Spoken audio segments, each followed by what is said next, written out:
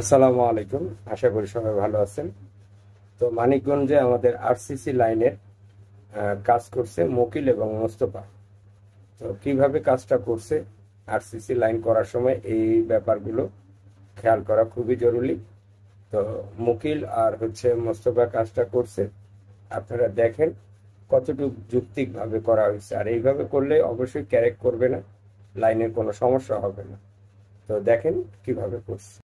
তো দেখা পাচ্ছেন আমি এই যে ভাই 6 ইঞ্চি লাইনে কাজ করতেছি।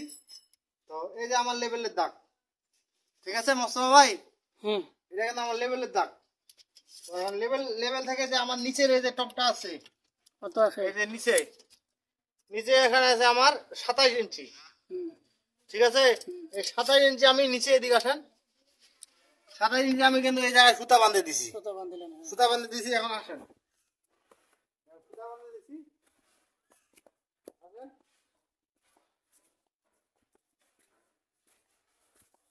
ওখানে থাকেন।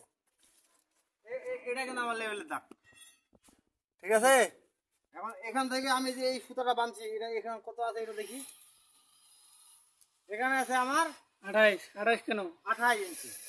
তার মানে ওখান থেকে এটা আমার 1 ইঞ্চি 16 পাশে। 16 আছে। ও ঠিক আছে। মানে ওখান থেকে আমার এটা 1 ইঞ্চি, লাইন এদিকে আসবে যেহেতু এদিকে 16 রাখতে এদিকে হবে। 1 ইঞ্চি 16। তাহলে ওখান থেকে আমার এখানে আছে 28 ইঞ্চি, মানে 1 ইঞ্চি 16। এখন এটা কিন্তু আমার পাইপের তলা। এখন আমার কাজ কি হবে বলেন দেখি। এখন আমার কাজ হবে ওকে দিকে যান। এই যে আমি এখন ইটটা দিব, এই যে দেখেন, এই যে ইটটা দিছি না, এই যে এটা আমার হবে কি, এই যে সুতায় সুতায় আমার এইটা লেভেল থাকবে। এই সুতায় সুতায় আমার ইটটা থাকে যাবে। মানে এই ইটটা থাকবে আমার, এই মনে করেন যে 2 ফিট গ্যাপ গ্যাপ। বুঝতে পারছি, বুঝাতে পারছি আপনাকে? মানে এখানে আপনি এই ইটের উপর দিয়ে পাইপ দিবেন, তাহলে মনে রাখেন যে এক লেভেল হয়ে গেল। তাহলে আর লেভেল হয়ে গেল। এখন আমি যে সুতাটা দিছি, এই সুতাটা আমাকে সুতাটা এই যে পাইপে ইটে ইটে আমাকে এভাবে চলে যেতে হবে একটু পর পর, ঠিক আছে? তারপর এখন আমরা এই ইটের উপর পাইপটা কিন্তু নামাই দেবো। নামাই দিলে আর আমাদের লেভেল করে লাগবে না।